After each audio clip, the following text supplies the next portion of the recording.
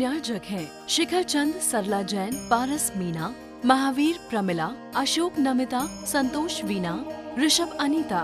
पुत्र पुत्रवधू CA Abhinav, CA Priya, advocate Himanshu, advocate Neha, doctor Shubhanshu, doctor Prajvi, पुत्र पुत्री अनुराग, आर्ची, देवांशी, जयांशी, पौत्र पौत्री अरुषा, अनुष, अरहम, मायशा, व्यांश एवं जैन कौटल्या परिवार 12 राजस्थान। पुत्री दामाद अनुभा आदित्य, आशिमा लक्ष्य, अनीशा आयुष, अनुकृति राघव, सुकृति अनुभव, दोहिता अयांश अर्निक, बहन बहनोई शारदा अरविंद बिलाला, मंजू अशोक सोगानी, राजेश सुभाष सेठी, निर्मला अरुण पाटनी। विविध सय्यासन एकांत में जाकर के शयन करना, कोई देख ना पाए साधना करना। आचार्य श्री के बारे में कहा जाता है, इसी राजस्थान में शमशान घाट में जाकर के साधना करते थे और काय क्लेश अपने शरीर को कष्ट देते हुए साधना करना। बाह्यम तपा, ये देखने में तप आते हैं कि साधना कैसी कर रहे हैं। आज उपवास है, आज वृद्धि परिसंख्यान लेकर के निकले हैं, आज मेरी विधि है, सबसे लास्ट चौके में आहार करूंगा। चाहे 5 चौके हों, चाहे 10 चौके हों, चाहे 50 चौके हों, जो अंतिम चौका होगा आहार करूंगा। आज मैं विधि लेकर के निकला है, जो पति पत्नी है जोड़े से खड़े होंगे उसको आहार करूंगा उस चौके। यही हमारी परीक्षा की घड़ी होती है। तुम्हारा पुण्य होगा तो तुम्हें विधि मिलेगी, और पुण्य नहीं होगा तो नहीं। पर इसमें मलिनता नहीं आती और तेज बढ़ता है। जितना जितना उपवास करो शरीर में चमक आती है। ये शक्ति आती कहां से?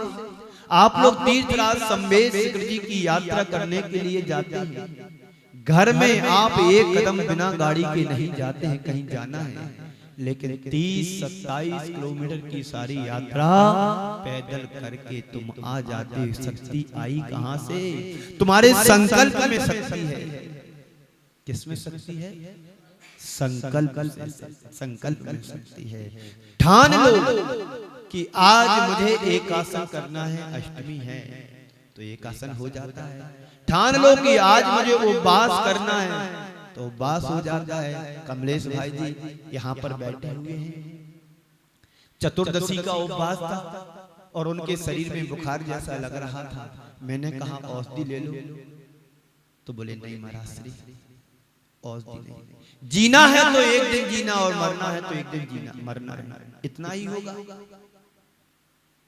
सच्चा धर्मात्मा सम्यक दृष्टि जीव मरने को नहीं डरता है। कल मरूंगा तो आज मर जाऊं, पर मैं अपने वृद्धों को नहीं छोड़ूंगा। एक तप है, तपते इति तपा, जो तपा जाए वही तप है। और अभी देखो स्वस्थ मस्त व्यस्त बैठे, जो उनको हरारत और बुखार हो रहा था वह भी ठीक हो गया। हमारे संग में पूज्य आचार्य श्री और उनके भाई दोनों योग सागर जी और समय सागर जी महाराज, जब उन्हें बुखार जैसा लगता है तो उपवास कर लेते हैं। आचार्य श्री को ऐसा लगता हरारत जैसी लग रही है तो आहार को उठते ही नहीं थे, उपवास कर लेते थे। इस शरीर को हम जितना खिलाते हैं पोसते हैं उतना ही ये धोखा देता है। इस शरीर के लिए तो हमें बाहर से धोखा ही देना चाहिए। ये जितना मांगता है उसकी रिक्वायरमेंट एक ही मत करो तो शरीर अपने आप ठीक हो जाएगा। आचार्य श्री कहा करते थे, हाथी को यदि बस में करना हो तो तेला करा दो, गड्ढे में डाल कर गड्ढे में उतार करके उसको तेला करा दो, वो उसका सारा मद झर जाएगा। ये उपवास में वो ताकत है कि तुम्हारी सारी इंद्रियों को बस में कर सकता है, इसको बोलते हैं तप।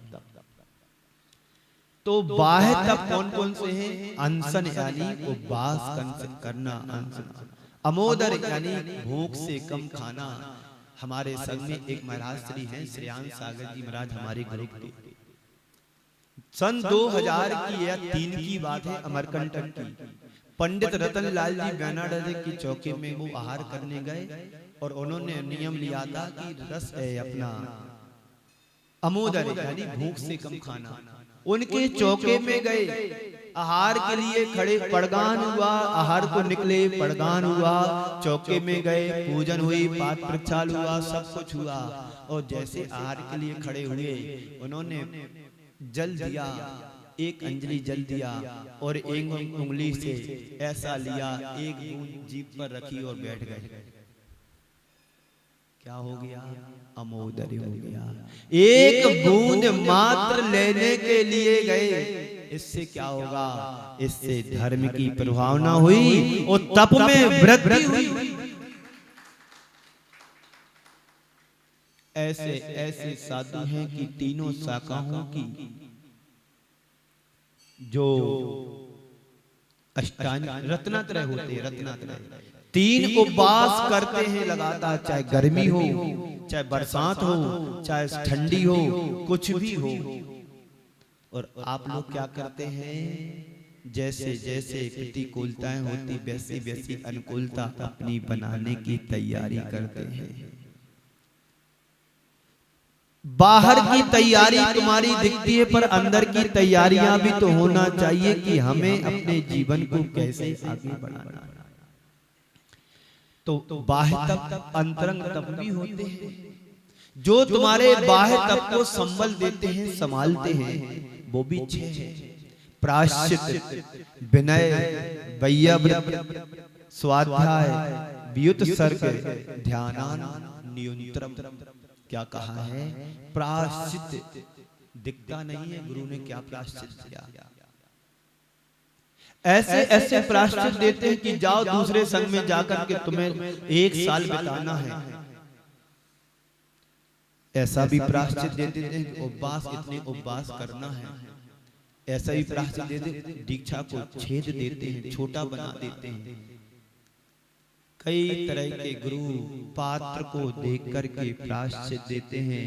एक बार की बात है, इंदौर चातुर्मास के बाद पहला चातुर्मास इंदौर गोमटगिरी में हुआ 1999 में। चातुर्मास के बाद गुरुदेव को नेववर आना था। नेववर आने के लिए हाट पिपलिया आए।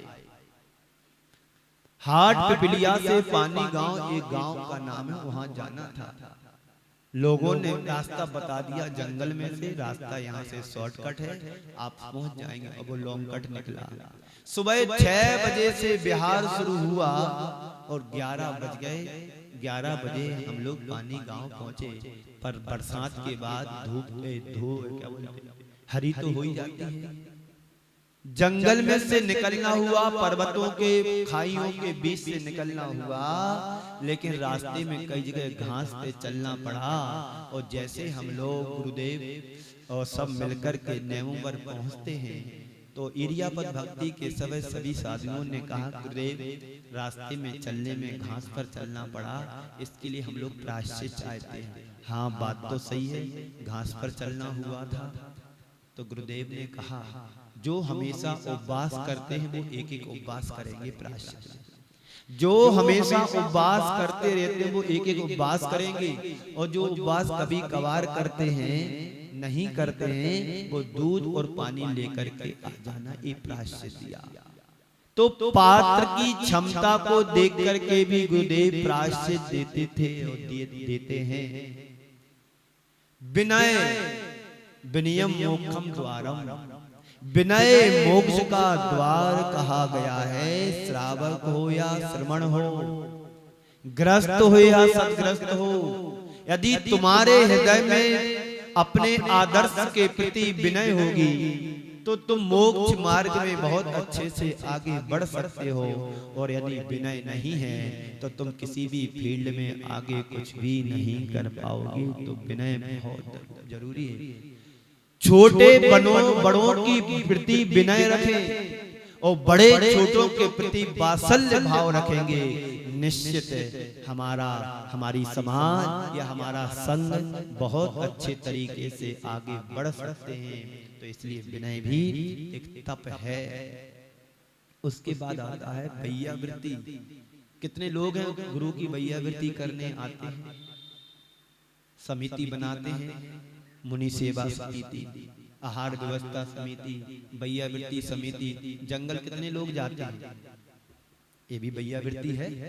मात्र आहार दे देना या पैर दबा देना, घी लगा देना, ये भैया वृत्ति तो अपनी जगह है, लेकिन उनकी चर्या से जुड़ करके हमें ये भी एक भैया वृत्ति है। आहार के समय आहार की भैया वृत्ति करें, जंगल जाने के लिए 2-4 लोग जाएं, बदल बदल करके जाएं, शाम को भैया वृत्ति वो अलग भैया वृत्ति है। दोपहर में आकर के स्वाध्याय में बैठे वो भी भैया वृत्ति है। गुरु अस्वस्थ हैं कैसे हैं, मानसिक भैया वृत्ति भी कर सकते हैं। आकर बैठ करके 2-4 बातें करके 10-15 मिनट चले जाएं। जरूरी थोड़ी कि कोई शिकायत लेके आओगे, महाराज जी ऐसा हो रहा है, ऐसा क्यों किया तुमने। शिकायत लेकर के तो आ जाते हैं, पर मन को प्रशस्त बनाने के लिए भी तो आए। तो भैया वृत्ति कई तरह की होती है। तो मानसिक भैया वृत्ति होती है, शारीरिक भैया वृत्ति होती है।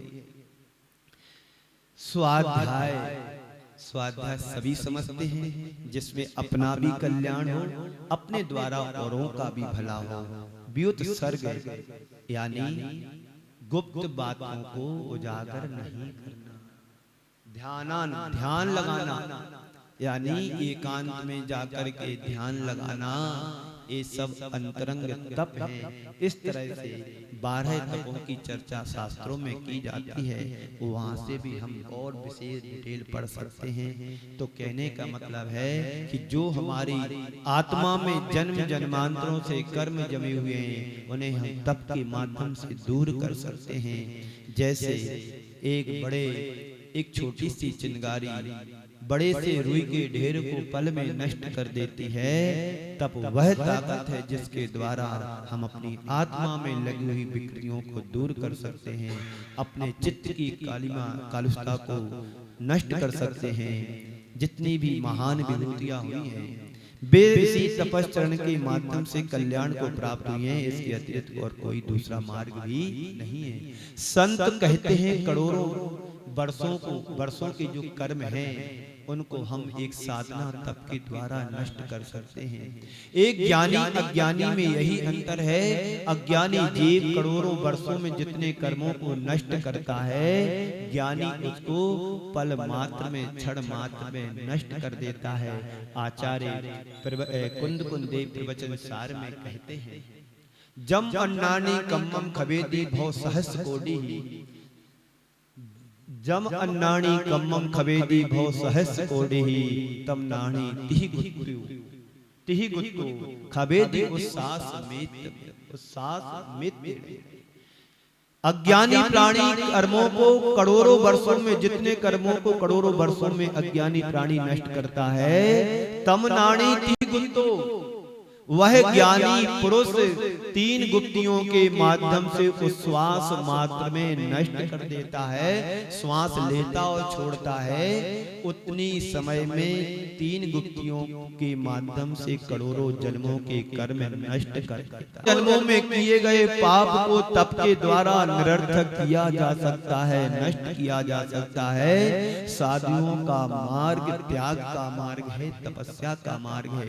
साधुओं के उत्तर गुणों में तपस्या को रखा गया है, लेकिन गृहस्थों को भी तपस्वी बनने के अभ्यास के लिए तप का उपदेश दिया गया है।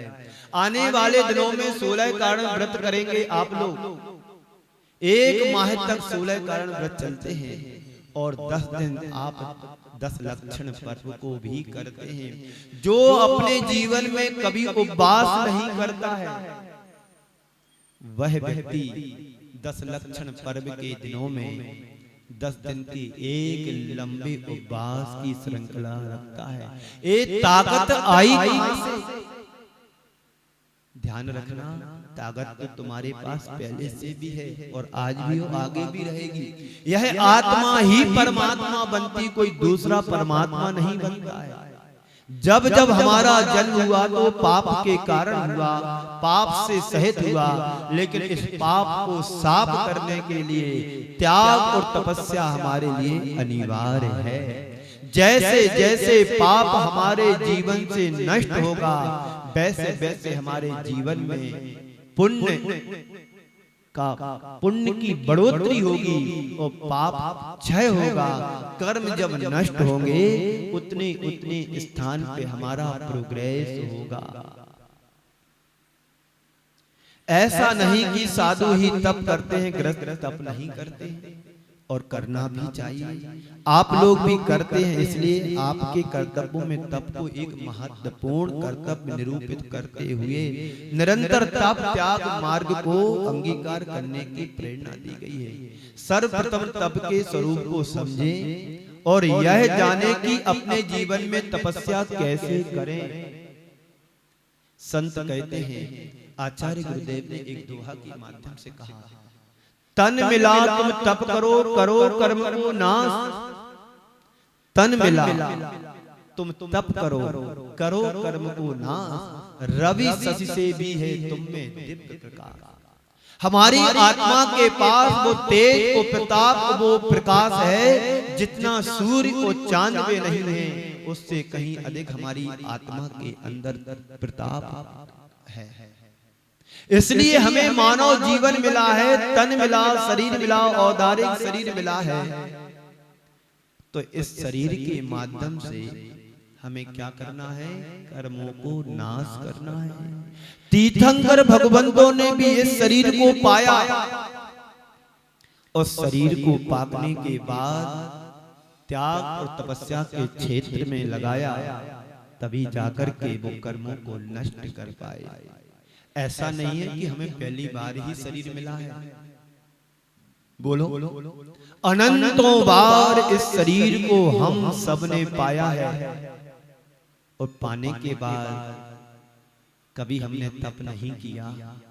आज हमें बुद्धि, सद्बुद्धि मिली है, समझ मिली है, समय भी मिला है, तो हमें समय रहते इस शरीर से साधना, तप, त्याग करना ही चाहिए।